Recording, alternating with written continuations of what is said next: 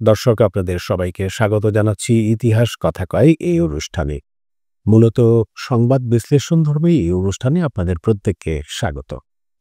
আজকে আমরা আলোচনা করব যে শেখ হাসিনার পরিবারের দুর্নীতির বিরুদ্ধে যে অভিযোগ উত্থাপিত হয়েছে, এ প্রসঙ্গে আসলে তারই ছেলে সজীব ওয়াজেদ জয় কি বললেন, কি ভাবছেন, এই বিষয়টি নিয়েই আজকে আমাদের এই কথোপকথন। অর্থাৎ নিজের পরিবারের দুর্নীতি নিয়ে সামাজিক যোগাযোগ মাধ্যমে ফেসবুকে একটি স্ট্যাটাস দিয়েছেন সাবেক প্রধানমন্ত্রী শেখ হাসিনার ছেলে সজীব ওয়াজেদ জয়।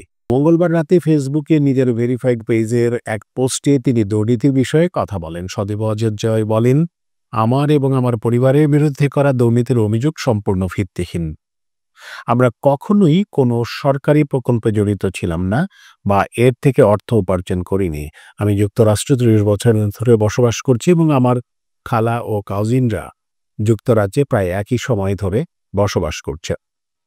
স্বাভাবিকভাবেই আমাদের এই দুই দেশে ব্যাংক অ্যাকাউন্ট রয়েছে। আমাদের কোনো অফশোর অ্যাকাউন্ট নেই।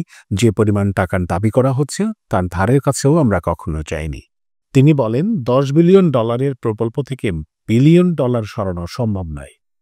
আমরা লেনদেনের সঙ্গে সম্পৃক্ত বলে দাবি করাটা একটা মিথ্যা অভিযোগ। আমি দুর্নীতি দমন কমিশনকে চ্যালেঞ্জ করছি এই তথাকথিত লেনদেন প্রকাশ করতে এবং প্রমাণ করতে যে আমরা এসব অনিয়মে জড়িত। অবৈধ ইউরোস সরকার এবং তাদের সন্ত্রাসী ছাত্র সমন্বয়করা দেশ চালানোর ব্যর্থতা, আইনের শাসনের অভাব, অর্থনৈতিক পতন, মানবাধিকার লঙ্ঘন, গণতন্ত্রের সংকট এবং রাজনৈতিক দমনপীড়ন থেকে জনগণের দৃষ্টি সরানোর চেষ্টা করছে বলে অভিযোগ করেন সজীব ওয়াজেদ জয়। তার এই সংবাদটি ফলাও করে বিভিন্ন পত্রিকা ছেপেছে এবং প্রকাশ করেছে। অর্থাৎ তার ফেসবুকে দেওয়া স্ট্যাটাসটাই সংবাদের শিরোনাম ফেলেছে।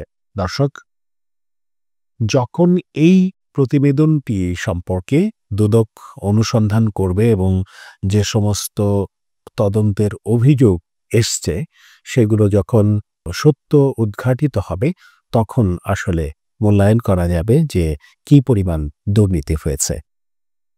সবাই ভালো থাকবেন, ভালো রাখবেন।